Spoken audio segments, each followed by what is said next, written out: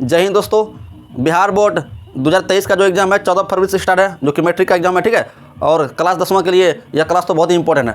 वो इसलिए क्योंकि अभी जो एग्ज़ाम है बहुत ही नज़दीक आ चुका है और इतना कम समय में आप किस तरह से तैयारी करके अच्छे से अच्छे नंबर ला सकते हैं। यानी आप यह कह सकते हैं कि 500 नंबर में कितना आप अच्छे से अच्छे नंबर ला सकते हैं 500 में। ठीक है, तो वो चीज़ हम बताने जा रहे हैं। एक बेस्ट तरीका है, आप उससे अगर फॉलो कीजिएगा तो आप अच्छा से अच्छा नंबर ला लीजिएगा। ठीक है, और अच्छा नंबर आपका आ जाएगा।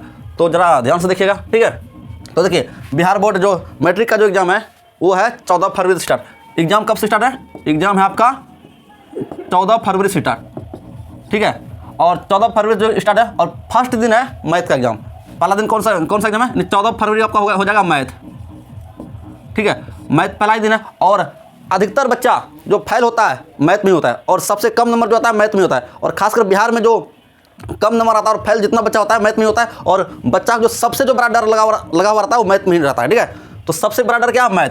अगर मैथ आप लोग जो विषय है अगर अच्छे से कर लेते हैं, यानी ये एग्जाम अच्छा चले गया, मैथ अगर अच्छा चले गया तो आपका लगभग 80% समस्या सोल्व है। ठीक है, तो इसके लिए क्या करना पड़ेगा? इसके लिए करना पड़ेगा मैथ में कुछ चैप्टर इंपॉर्टेंट है। देखिए मैथ का जो सवाल पूछेगा ना, आपको पूछेगा 100 ऑब्जेक्टिव, 100 नंबर ऑब्जेक्टिव पूछेगा। ठीक है, 100 नंबर का ऑब्जेक्टिव पूछेगा।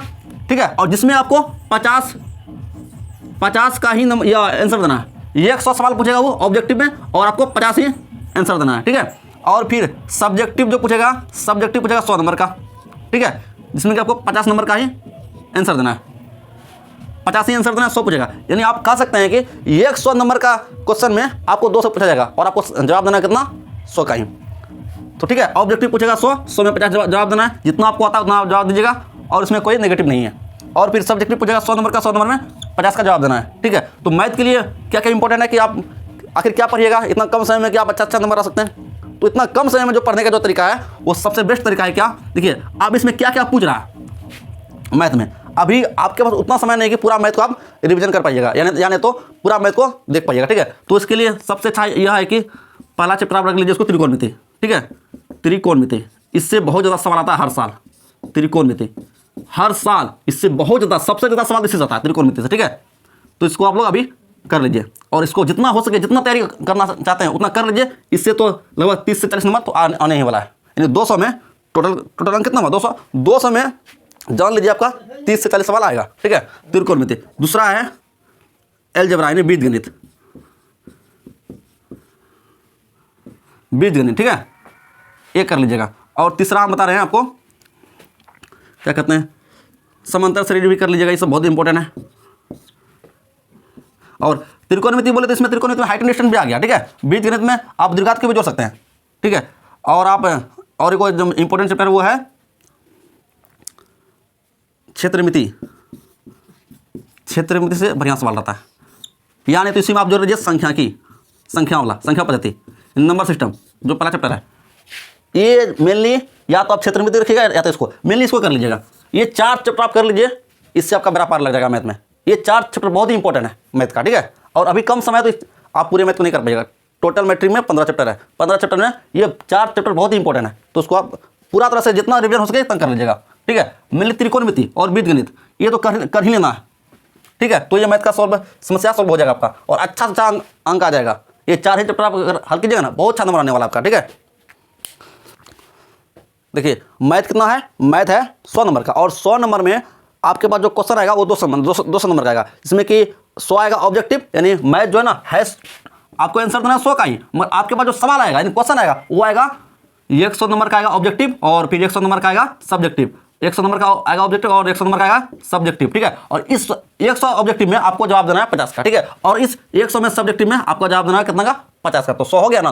ठीक है, और हम बता दिए कि मैथ में क्या क्या इंपॉर्टेंट है। तो मैथ में इंपॉर्टेंट है त्रिकोणमिति, एक संख्या चैप्टर, नंबर सिस्टम। ठीक है, और फिर है क्या कहते हैं, आप इसको देख लीजिएगा, निर्देशांक ज्यामिति देख लीजिएगा, वो भी थोड़ा इंपॉर्टेंट है। ठीक है, और फिर अलजेब्रा देख लीजिएगा यानी बीजगणित। ठीक है, ये सब बहुत ही इंपॉर्टेंट है और अगर ये सब चैप्टर आप कर लेते हैं ना, आप बढ़िया नंबर लीजिएगा, इसमें कोई डाउट नहीं है। ठीक है, अब देखिए साइंस में आपको 80 नंबर का पूछेगा, यानी 80 नंबर का आपको पूछेगा और 80 में आपको जो है ना आपके पास जो आएगा 40 नंबर का ऑब्जेक्टिव आएगा।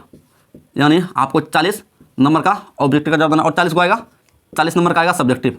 ठीक है, और इस ऑब्जेक्टिव में 80 सवाल आपके पास आपको देगा। यानी ऑब्जेक्टिव जो सवाल देगा आपको देगा 80 सवाल, 80 में आपको 40 का जवाब देना है साइंस में, ठीक है। और फिर सब्जेक्टिव में आपको 80 नंबर दिया जाएगा और 80 नंबर में आपको 40 सवाल का जवाब देना है, 40 नंबर का आपको जवाब देना है, ठीक है। तो इसके लिए क्या कीजिएगा, इसके लिए सबसे मेन इंपॉर्टेंट है प्रकाश का परावर्तन और अपवर्तन और फिर विद्युत धारा जो चैप्टर है, ओम का नियम, ये सब तो याद कर ही लीजिएगा। ओम का नियम बहुत ही इंपॉर्टेंट है, बहुत सारे एग्जाम में पूछा गया है, ठीक है।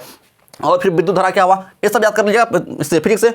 और फिर बायोलॉजी से भी देख लीजिएगा, खास करके जनन चैप्टर हुआ, मतलब रिप्रोडक्शन जिसको बोलते हैं, और फिर वो पेट के बारे में, ठीक है। और इस सब के बारे में देख लीजिएगा, ठीक है। और सोशल साइंस देखिए, सोशल साइंस में जो साइंस का बात है ना 80 नंबर का आता है, इसमें भी सेम आता है, यानी इसमें भी आपको 80 नंबर में 40 नंबर ऑब्जेक्टिव रहेगा, जिसमें कि आपके पास सवाल दिया जाएगा 80 सवाल दिया जाएगा, 80 सवाल में ऑब्जेक्टिव में आपको 40 का जवाब देना है। और फिर सब्जेक्टिव रहेगा 40 नंबर, और 40 नंबर में क्या रहेगा देने 80 नंबर का सब्जेक्टिव रहेगा और आपको 40 ही जवाब देना है, ठीक है।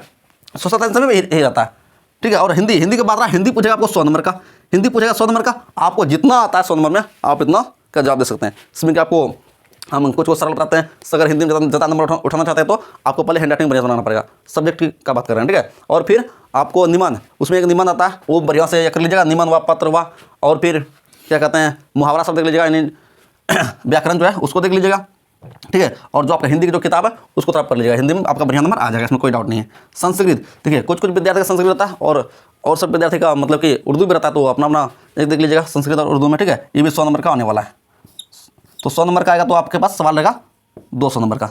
इसमें भी अगर हिंदी में अगर 100 नंबर का पूछेगा तो सवाल पूछेगा 200 नंबर का, आपको 100 नंबर का ही जवाब देना है, ठीक है। तो ये रहा बेस्ट तरीका। अगर इन सब चीज़ अगर आप कर लेते हैं, बढ़िया से मेहनत करते हैं, तो अभी आपके पास बहुत ही कम समय बचा है, तो आप जितना अगर हो सके मेहनत कीजिए, पूरा जी जान लगा दीजिए, समझे ना, और जितना हो सके अधिक से अधिक प्रयास करें, और कुछ ही दिन बचा है, बस कुछ दिन मेहनत कीजिए और फिर उसके बाद रिजल्ट आएगा, फिर आप लोग